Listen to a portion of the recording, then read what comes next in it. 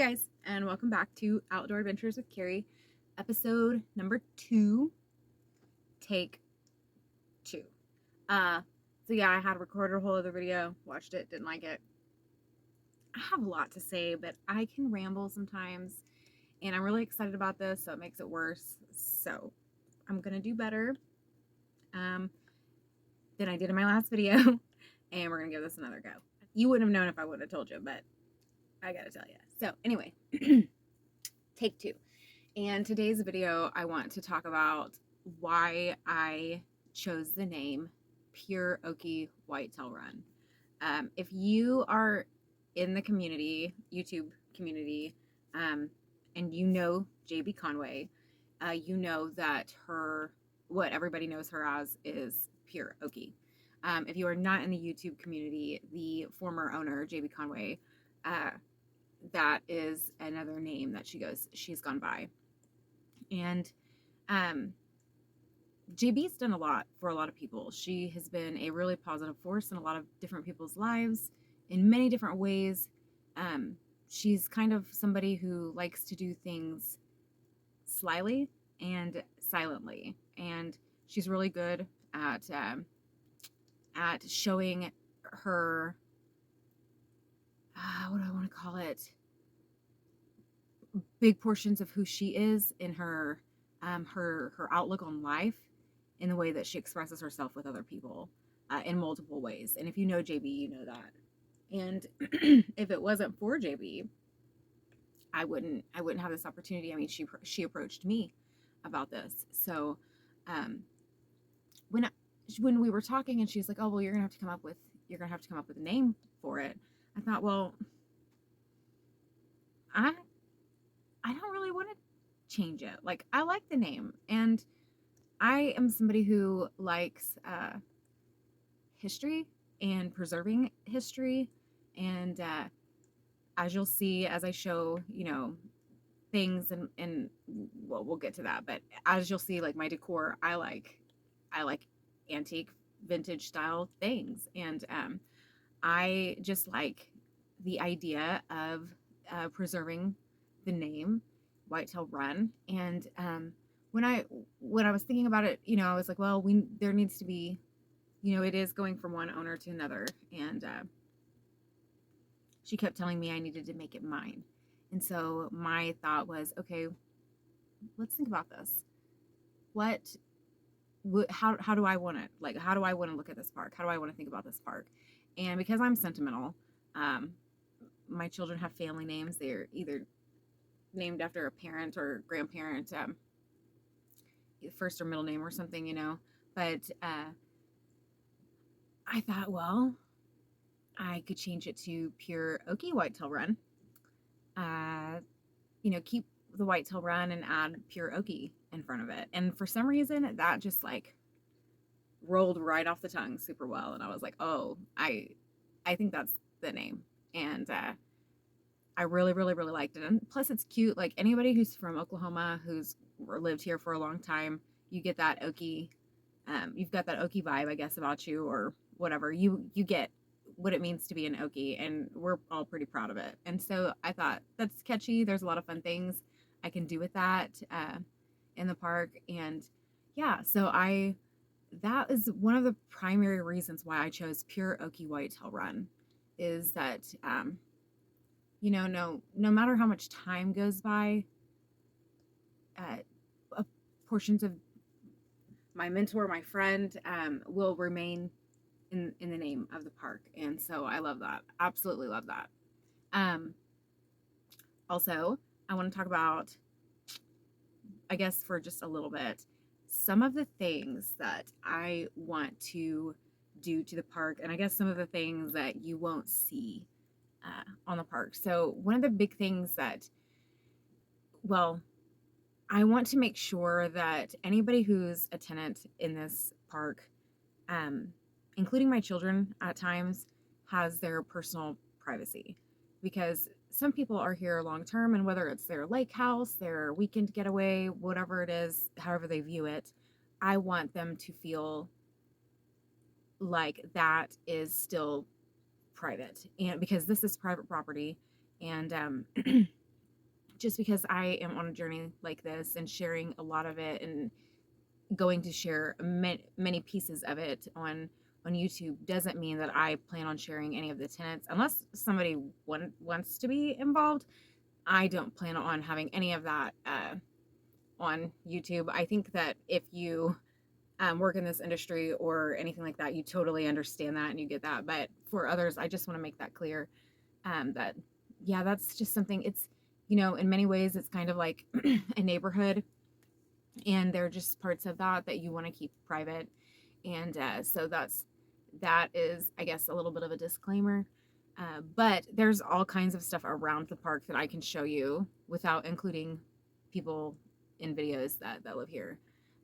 So, or stay here or come in and out, any of that stuff. So, one of the big projects, and I talked about this in episode 1, is working on the cabin. And the cabin is basically, and I don't know the exact measurements. I know y'all who build are like, what are you doing? I don't know yet. Figuring it out, learning along the way. I'll get there. But the cabin is basically going to be a tiny house. And I guess it's going to be bigger than most tiny houses. It is truly a cabin. But I am used to quite a bit of space, having 2 daughters. So even when we go on vacation, or even, for example, while we're staying in the RV, like, we're used to a lot of space. For example, right now, like, I converted the dinette into a sleeping space, and that's where I hang out, and the kids are in the back of the RV in the big bed because it's 2 kids. And so when we sleep, they need more room than I do. There's 2 people there. So when I get really going on this cabin, there's going to be a lot of thought and intention put into every aspect of the design of the cabin. I've pretty much got it already laid out. I've actually drawn it out on paper, and then we've made kind of some tweaks and additions here and there, but I've got all of that pretty much planned on how the cabin design will be. And I'm excited about that because I've never gotten to do a project like this before.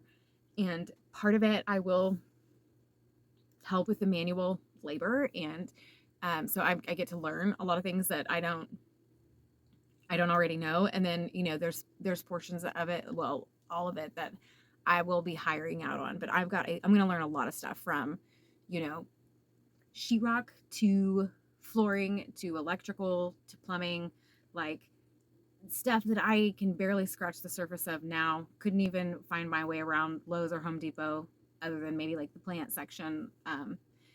Yeah, that's going to change. And I'm really excited about that because this is quite a journey. In the next episode, in episode 3, I might take you on a little bit of a cabin tour and give you the idea of basically what I'm going to do. But cabin, it's not a tiny house. It's cemented to a foundation, and I'm basically getting it and redoing everything on the inside. And I'm super stoked about that. I will basically have a suite on one side that the girls will split, right? And share that space. It's large. It's what would be considered its own side of the duplex, so side of a cabin. And then on the other side will be my side, technically. And so on that side, it will be more like a studio apartment, I guess you could say. The kitchen will it will flow. It will go from that other room. The suite on the other side will flow into the kitchen, and then you will have part of the kitchen into my area, maybe a seating area and a bed. We'll see.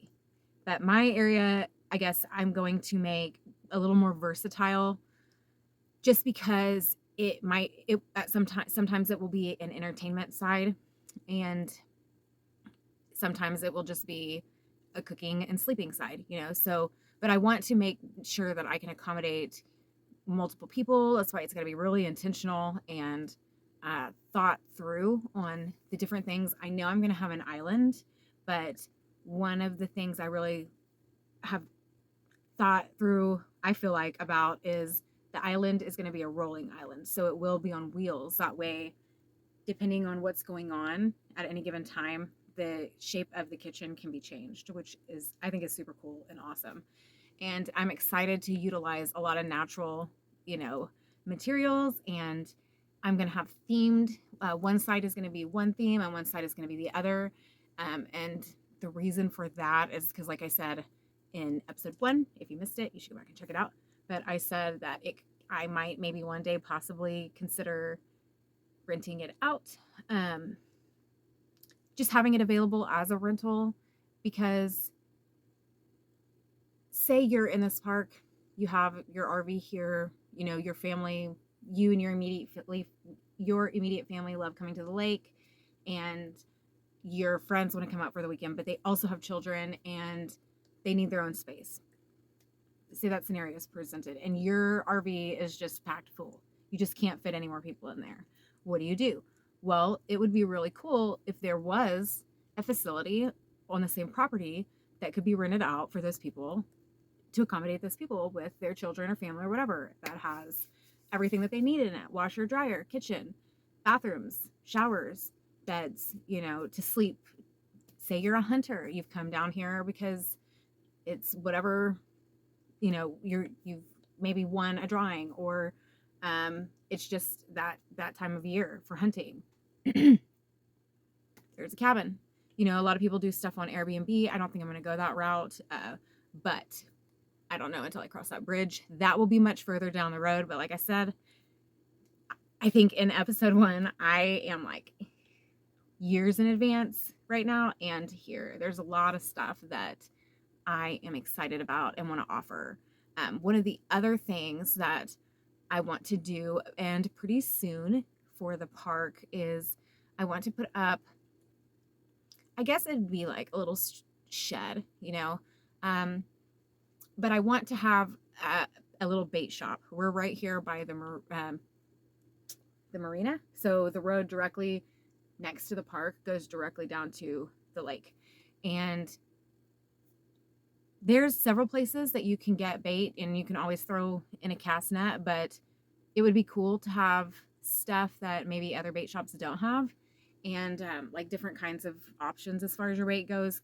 We can accommodate the people who are on the upper Illinois, and we can accommodate people who are on the lake. So it just kind of depends on where they're fishing, what they're fishing for, what they want, you know, what they want to mess with that day. And I just think it would be cool to offer minnows and just different types of bait, and then also like maybe shirts and stickers and, you know, cool fun things like that. I don't know if there's somebody out there that's already making stickers that I can like mass order from in regards to Tin Killer, or if it's something that like I can do myself. I'll probably research that out and find that out. But I know I can make any kind of other stickers myself, you know, like karaoke themed stickers.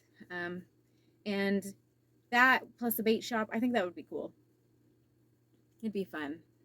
Something that, you know, it's not just for the park, but benefits the park. There's a couple of other things that I'm not going to say just yet. But yeah, there's a couple of other amenities that I want to add to the park just to kind of increase the quality. I don't want to say quality of life, but convenience, I guess you could say, of certain kind of treats or whatever you want to call it. Giving hints, little hints, but yes. Anyway, lots and lots. There's lots going on. So in episode 3, you should expect to either see a little bit more of the park, maybe more of the park anyway. I want to show you down kind of by the lake area a little bit more, better lighting. It was kind of a cloudy, overcast day the other day whenever I was walking down there, but I would like to show you guys that area a little bit better. I have been walking the park. That's something that I think I'm going to do anytime the weather is decent. Physically walk the park from one end to the other for exercise, but also just mainly for exercise. That's actually what I'm doing it for, is mainly for exercise. But it's a beautiful view. It's hard not to want to go run through the mountains out here. I mean, and I'll want to show you guys that, because this is where the deer run through. And I was actually walking a trail today where I could see the trail that the animals have created in the brush or tall grass, whatever. But yeah, it was really, really cool. So yeah, I will probably take you on some of those adventures. So who knows? Who knows what episode 3 will be? It will probably be a surprise for all of us. Anyway, thank you guys for tuning in. I appreciate all of you, all of the new subscribers, man. Appreciate you. And anybody who's been here already, y'all are the real ones. I appreciate everybody who's been supportive. Thank you for all the kind words and love over the last several days. I am very, very grateful. I know I've said that like 8 billion times, but I can't say it enough. Thank you. And thank you for the support. And hold on to your britches, y'all, because we're just getting started. This is just like ribbon cutting just happened, like just a couple days ago. So hold on to your britches. All right, I'll catch you guys on the next one, episode 3. Toodles, y'all.